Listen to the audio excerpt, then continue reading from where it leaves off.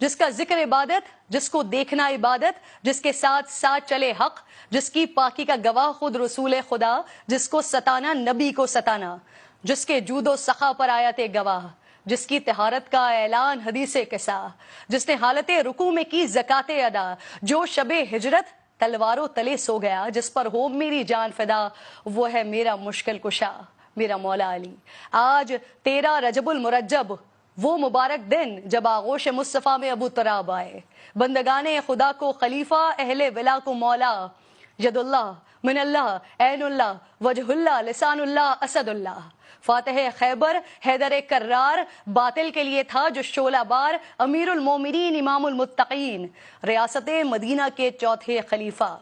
حضور نے کہا جسے بہترین بستر مرگ پر بنا جو امین، جس کی شادی کا فیصلہ ہوا عرش برین، 40,000 فرشتے تھے حاضرین، جس کی عداوت ہے قابل نفرین، ذہانت میں بے مثال، بہادری اور شجاعت میں باکمال، چیف جسٹس آف ریاست مدینہ،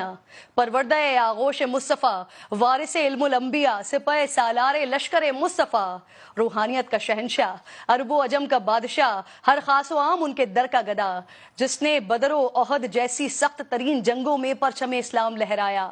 محبت و الفت کے اس سفر کو اما عائشہ رضی اللہ تعالیٰ عنہا نے یہ کہہ کر کوزے میں سمو دیا کہ اللہ کے نبی عورتوں میں سب سے زیادہ حضرت فاطمۃ الزہرا اور مردوں میں سب سے زیادہ حضرت علی سے محبت کرتے تھے۔ نبی پاک صلی اللہ علیہ وآلہ وسلم نے ریاست مدینہ کے ذریعے جس حقیقی فلاحی ریاست کی بنیاد رکھی تھی، مولا علی شیر خدا نے اپنے عہد و خلافت میں اسی روش کو بطور جاری رکھا۔ بطور امیر آپ نے کبھی دارالامارہ میں قیام نہیں کیا، بلکہ یہاں غربا کو رہائش دی اور خود اپنے کچے مکان میں ہی رہے۔ قومی خزانے سے، حکومتی خزانے سے ایک پائی اپنے اہل خانہ کے لیے یا اپنے لیے کبھی خرچ نہیں کی۔ کئی بار تو نوبت یہ آ گئی کہ کپڑے اور غذا خریدنے کے لیے آپ کو اپنی تلوار اور زرہ تک فروخت کرنی پڑ گئی۔ چشم فلک نے وہ نظارہ بھی دیکھا کہ مسلمانوں کا خلیفہ جو کی روٹی پانی میں ڈبو کر کھاتا تھا، اور روٹی بھی جو اس قدر خشک اور باسی کے ہاتھ سے ٹوٹتی نہیں تھی۔ آپ اسے زانوں سے دو لخت کیا کرتے تھے، اور جب کسی نے حیرت سے پوچھا کہ یا امیر المومنین آپ روٹی کے خشک ٹکڑے کھا رہے ہیں، تو فرمایا رسول خدا صلی اللہ علیہ وآلہ وسلم اس سے بھی زیادہ سوکھی روٹی کھایا کرتے تھے، اور میرے کپڑوں کی بنسبت زیادہ کھردرے کپڑے پہنا کرتے تھے، اور اگر میں نے حضور کے طریقے کو چھوڑ دیا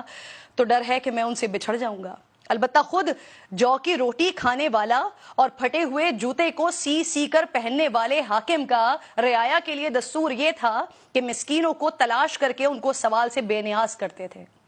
غریبوں کو تلاش کر کے ان کی حاجتیں پوری کرتے تھے، اور پھر جب رات گہری ہو جاتی تو دیگر امور سے الگ ہو کر عبادت میں مشغول ہو جاتے تھے۔ آپ کی شہادت کے بعد فقراء اور مساکین کو علم ہوا کہ تاریکی شب میں ان کی مدد کرنے والا، بوریاں اپنی پشت پر لاد کر اناج بانٹنے والا تھا کون۔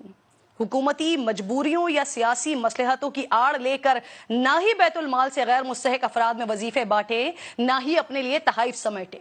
بیت المال سے خاندان نوازی کی روایت بھی قائم نہیں ہونے دی، حتیٰ کہ اپنے ہی بھائی کے سوال کرنے پر گرم سلاخ آگے کر دی کہ اگر تم یہ نہیں پکڑ سکتے تو میں تم کو نواز کر خود کو مشکل میں کیوں ڈالوں۔ فتنوں اور پرآشوب حالات کے باوجود مخالفین کو زیر کرنے کے لیے کبھی ہیلا و فریب سے کام نہیں لیا،